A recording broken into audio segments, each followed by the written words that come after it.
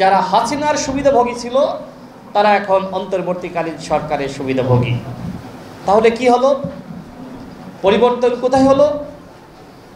Doctor Mohammad ইউনূসের কাছে এই কি প্রত্যাশা করেছিলাম আমরা যে হাসিনা ক্ষমতা ছাড়বে, আপনি ক্ষমতায় বসবেন, আর হাসিনার যে ব্যবস্থা ওই ব্যবস্থা অনুযায়ী আপনি দেশ চালাবেন?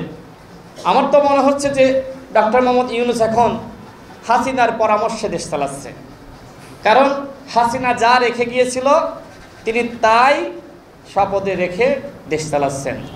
এইভাবে কি মুজিববাদী চেতনার বিনাশ হবে? এইভাবে কি আওয়ামী ফ্যাসিবাদের বিনাশ হবে? কোনোভাবেই সম্ভবপর নয়। যে যারা 16 বছর ধরে বিএনপি জামাতের তকমা দিয়ে যে সকল কর্মকর্তাদেরকে বঞ্চিত করা হয়েছে তাদেরকে এই সরকার আরও বেশি বঞ্চিত করেছে, এবং যারা আওয়ামী লীগের আমলে সুবিধাভোগী ছিল তারা এই আমলে আরও বেশি সুবিধাভোগী। কারণ কি? কারণ উপদেষ্টার মনে করলো যে বিএনপি জামাত তকমা দিয়ে তাদেরকে বঞ্চিত যাদেরকে করা হয়েছে তাদেরকে যদি আমরা সুযোগ দিই তাহলে তারা ওই দলের এজেন্ডা বাস্তবায়ন করবে, আমাদের কথা শুনবে না। সুতরাং আওয়ামী লীগের যারা আছে, আওয়ামী লীগের সুবিধাভোগী, এদেরকে ভয় দেখিয়ে কাজ করাতে হবে। আর এই কারণে দেশের কোনো পরিবর্তন হয় নাই। এই যে পরিবর্তন হলো না, দৃশ্যমান কোনো সংস্কার হলো না, এর জন্য দায়ী ডক্টর মোহাম্মদ ইউনূস।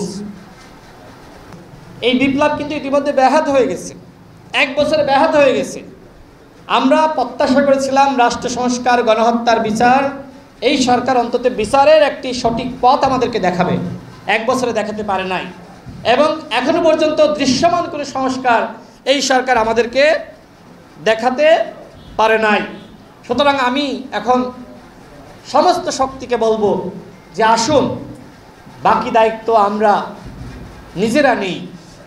সরকার যেহেতু দৃশ্যমান বিচার, সংস্কার এগুলো আসলে আমাদের সামনে হাজির করতে পারছে না, সুতরাং আসুন এখন আমরা সরকারকে সহযোগিতা করি।